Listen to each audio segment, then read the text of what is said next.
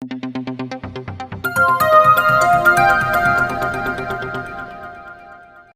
केम छो दर्शक मित्रों ने स्वागत है अपनी चैनल गुज्जू इन्फॉर्मर में। तो दर्शक मित्रों आज આપણે વાત કરવાના છે સરકારની એક નવી યોજના વિશે। મિત્રો આ યોજના બધા જ લોકો માટે ખૂબ જ લાભદાયક છે મિત્રો, અને બધાને આ યોજનાનો લાભ લેવો જોઈએ મિત્રો। તો આ યોજના શું છે? તો આ યોજનાનું નામ છે શૌચાલય સહાય યોજના 2024 મિત્રો। તો આ શૌચાલય સહાય યોજના શું છે મિત્રો? તો કેન્દ્ર સરકાર દ્વારા જે ગ્રામ્ય ભારતમાં દરેક કુટુંબને પોતાના ઘરે મફતમાં શૌચાલય બનાવવા માટે રૂપિયા 12,000ની આર્થિક સહાય આપવામાં આવે છે, એ પણ મફત। તો દરેક વ્યક્તિએ આ યોજનાનો લાભ મેળવી શકે છે, અને તમને આ યોજનાનો લાભ લેવા માટે તમારે કોઈ પણ જાતની ફી ચૂકવવાની નથી મિત્રો, અને તમારે મફતમાં જ 12,000 રૂપિયા તમને મળી જશે મિત્રો।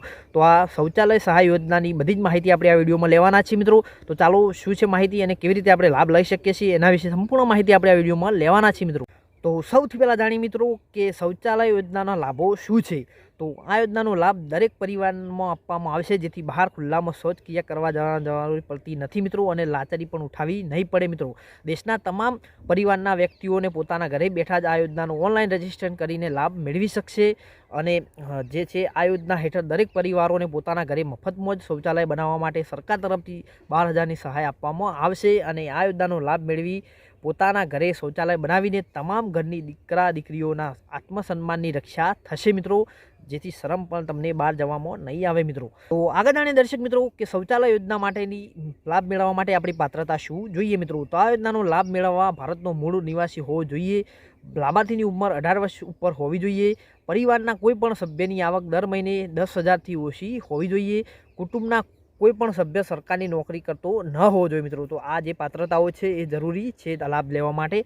આગળ જાણીએ મિત્રો કે શૌચાલય યોજના માટે જરૂરી દસ્તાવેજો કયા છે, એટલે કે આપણે કયા કયા ડોક્યુમેન્ટ આપવા પડશે આપણે આ યોજનાની અરજી કરવા માટે। તો સૌથી પહેલાં છે Aadhaar card, PAN card, bank account passbook, income certificate, caste certificate, રહેઠાણનો પુરાવો, મોબાઈલ નંબર અને પાસપોર્ટ સાઇઝનો ફોટો। આ છે આ જે ડોક્યુમેન્ટ છે મિત્રો એની જરૂર પડશે જો આપણે આ યોજનાનો લાભ લેવો હોય, તો આ ડોક્યુમેન્ટની આપણે જરૂર પડશે મિત્રો। તો આ શૌચાલય યોજના છે મિત્રો એની અરજી આપણે કેવી રીતે કરવાની છે એના વિશે પણ જાણી લઈએ મિત્રો। તો આ યોજનામાં ઓનલાઈન અરજી કરવાની હોવાથી સૌપ્રથમ તેની સત્તાવાર વેબસાઇટ પર જવાનું છે મિત્રો। અહીં તેના પર આપણે હોમ જે પેજ ખુલશે એના પર એપ્લિકેશન ફોર્મ પર જે IHHLનો જો ઓપ્શન મળશે એના ઉપર આપણે ક્લિક કરી દેવાનું છે। હવે તમારે સ્ક્રીન પર તેનું લોગિન પેજ ભૂલ છે એટલે કે ખુલશે મિત્રો, અને અહીં તમને જે સિટીઝન રજિસ્ટ્રેશનનો વિકલ્પ પણ જોવા મળશે, એના પર આપણે ક્લિક કરી દેવાનું છે। હવે તમારી પાસે જે રજિસ્ટ્રેશનનું ફોર્મ ખુલશે મિત્રો એ આપણે ધ્યાનપૂર્વક વાંચીને ભરી દેવાનું છે મિત્રો। એના પછી આપણે સબમિટ બટન પણ આપી દેવાનું છે, અને ક્લિક કરીને આપણે સબમિટ કરી દેવાનું છે।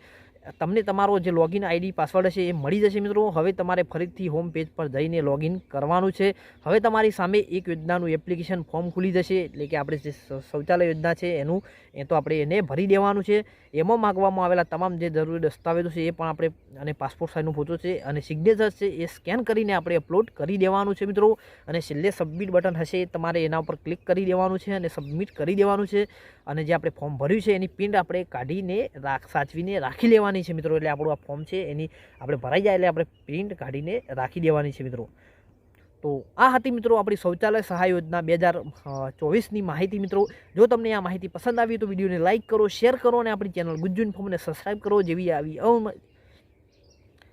આવી અવનવી માહિતી તમને આપતા રહીએ મિત્રો, અને તમે આ યોજનાનો લાભ લેતા રહો। વિડીયો તમને પસંદ આવે તો લાઇક, શેર અને સબસ્ક્રાઈબ કરવાનું ના ભૂલતા મિત્રો। વિડીયો જોવા માટે તમારો ખૂબ ખૂબ આભાર।